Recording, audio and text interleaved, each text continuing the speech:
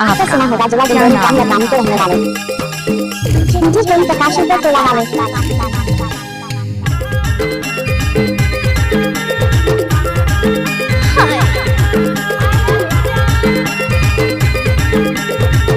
हमको कुछ बोले क्या? मुझे प्रेम प्रकाशन पर तोला वाले मीना के बाजार झूलावा झूला तोला मीना के बाजार मीना के बाजार झूलावा झूला तोला मीना के बाजार नाचुरी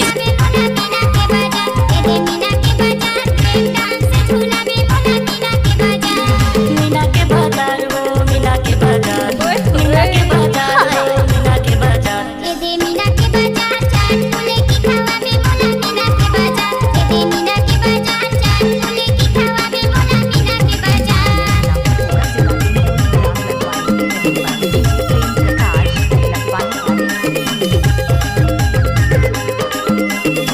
लहस झंडा ओ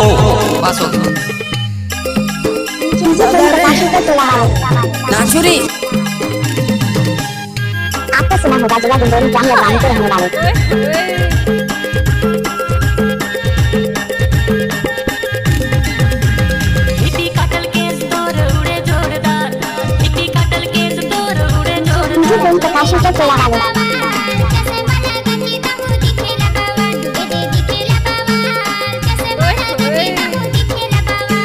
हिप्पी काटल केस तोर उड़े जोरदार हिप्पी काटल केस तोर उड़े जोरदार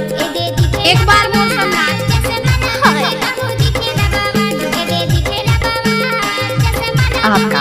क्या नाम है? ये मीना के बाजार झूलावा झूला तोला मीना के बाजार ये मीना के बाजार झूलावा झूला तोला मीना के लहस झंडा ओ पास हो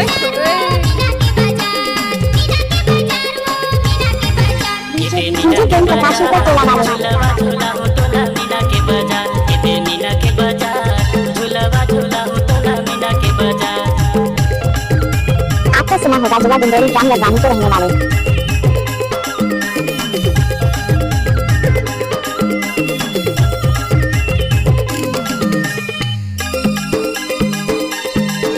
मुझे प्रेम प्रकाशन पर तोला वाले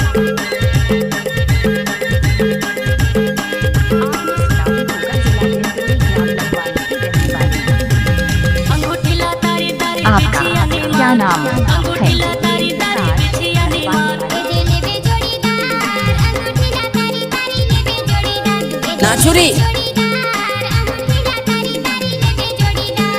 अंगूठीला तारी तारी बिछिया ने मार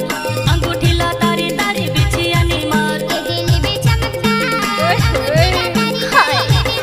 मुझे प्रेम प्रकाशन पर तोला वाले हमको कुछ बोले क्या?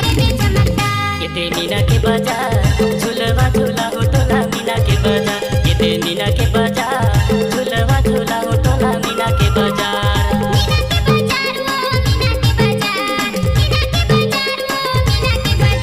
ये मीना के बाजार झूलवा झूला तोला मीना के बाजार ये मीना के बाजार झूलवा झूला तोला मीना के बाजार मुझे प्रेम प्रकाशन पर तोला वाले लहस झंडा ओ पास हो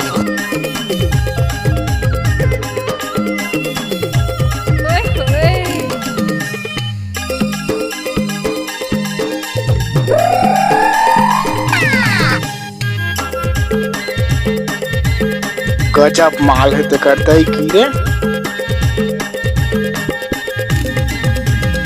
घोडेला तारी तारी पायारी ने मार एक घोडेला तारी तारी पायारी ने मार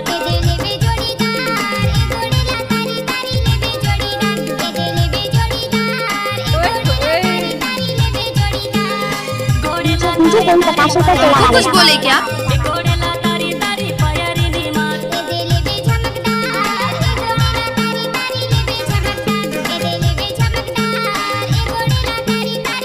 दादा रे ये मीना के बाजार झूलावा झूला तोला मीना के बाजार ये मीना के बाजार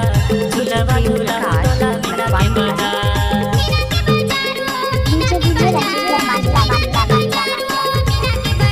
ये मीना के बाजार लखवाली साउंड पर टोला मीना के बाजार ये मीना के बाजार झूलावा झूला কোন প্রকাশিত তোলা গেল इधर मीना के बाजार झुलावा झूला हो तोला मीना के बाजार इधर मीना के बाजार झुलावा झूला हो तोला নিজে কোন প্রকাশিত তোলা গেল ला ला ला ला